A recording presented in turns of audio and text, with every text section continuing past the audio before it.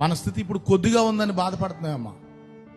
మనం అనుకుంటాం ఎప్పటికీ మనం పరిచయం చేస్తున్నాం కదా, దేవుని సేవ చేస్తున్నాం కదా, దేవుల్లో ఉన్నాం కదా, ఎప్పటికీ దేవుడు మనల్ని లిఫ్ట్ చేస్తాడని అనుకుంటాం, ఎప్పటికీ మనకు ఒక స్థాయి వస్తుందని అనుకుంటాం.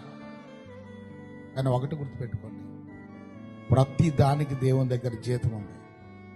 ప్రతి దానికి దేవుడు లెక్క కడతాడు. ప్రతి దానికి దేవుడు ఇవ్వవలసింది ఇస్తాడు.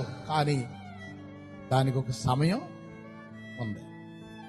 అందుకే మనం పరిచర్యలో ఉన్నప్పుడు మనం సేవలో గొప్పవాళ్ళు కాకపోవచ్చు. ఇప్పుడంతా చాలా మంది ఏమనుకుంటున్నారంటే పరిచర్య అని అంటే they want to be a celebrates, అంటే గొప్పవాళ్ళుగా కనపడాలని ఒక షూట్ వేసుకుని ఒక కారులో దిగి లేకపోతే ఏదో పెద్ద ప్రసంగం చేసి లేకపోతే హైప్ అవ్వాలనుకుంటున్నారు.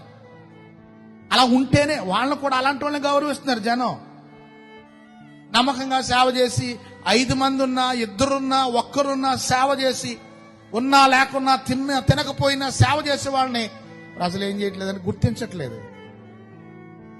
అలాంటప్పుడు ఈ సేవ చేసే చిన్న సేవకులు కానీ లేకపోతే కొద్దిపాటి పరిచర్య చేసే వాళ్ళు కానీ వాళ్ళకి ఏమనిపిస్తుంది అంటే, ఏంట్రా దేవుడు మనల్ని మర్చిపోయాడా అని.